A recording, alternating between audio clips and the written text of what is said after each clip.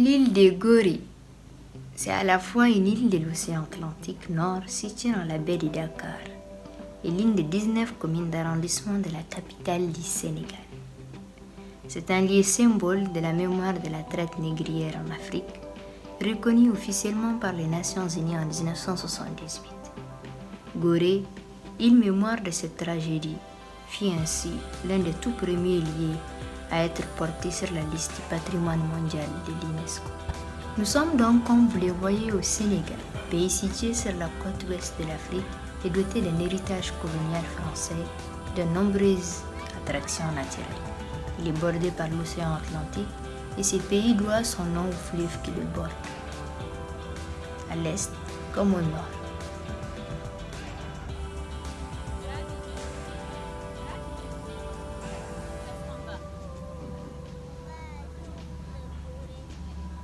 Nous avons donc fait appel pour la réussite de cette visite à un guide touristique qui s'assure du commentaire et de la découverte de ces patrimoines. Pollution, pas de cinéma ni boîte de nuit.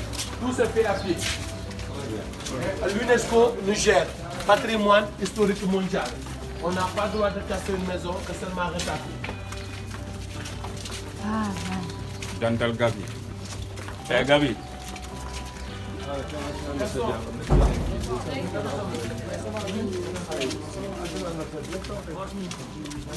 Pendant la colonisation et l'esclavage, le grand problème c'était l'eau.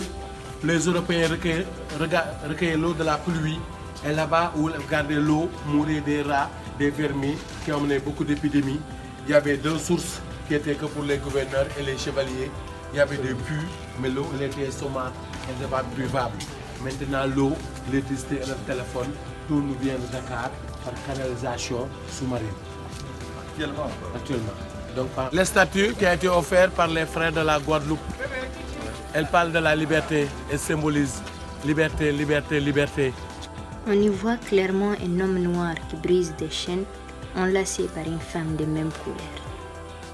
D'après le guide, l'artiste confia qu'il a réalisé cette œuvre dans l'espoir qu'elle soit la statue de l'abolition de l'esclavage pour laisser une trace et ne pas oublier cette tragédie.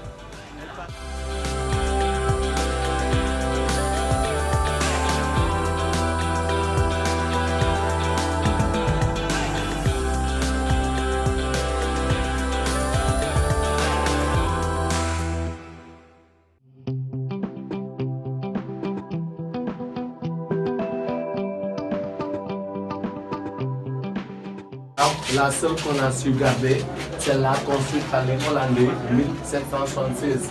Il y en avait 15 à 20 comme ça. Elle a duré 3 siècles. 20 millions de Noirs ont passé ici. 6 millions sont morts en cours de route. Si quelqu'un était malade, on te jetait dans l'eau. Pas de médecin ni infirmier.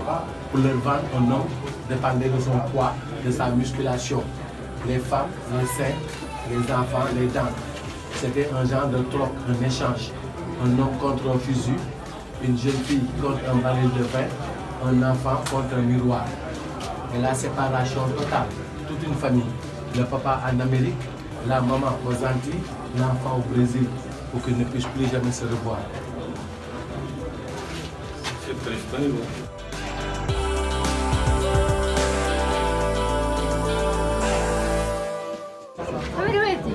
dans la cellule des récalcitrants. La maison des esclaves est en effet un édifice historique situé sur l'île de Gorée. Elle daterait de l'année 1776. Elle est située dans la rue Saint-Germain, sur le côté est de l'île.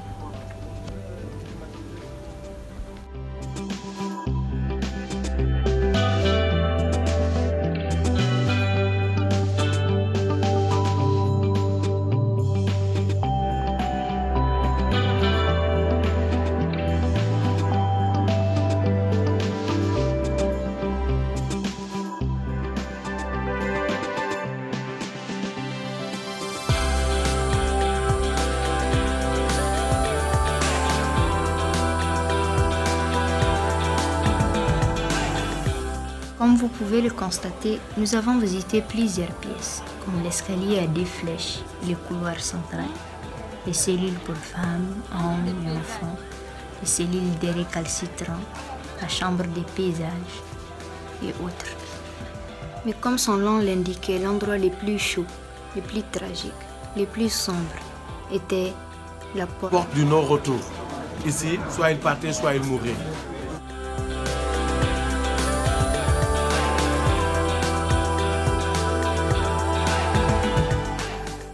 Ainsi donc s'acheva la visite de la maison des esclaves, qui se trouve à l'île des Goris, un endroit d'une tristesse peu commune.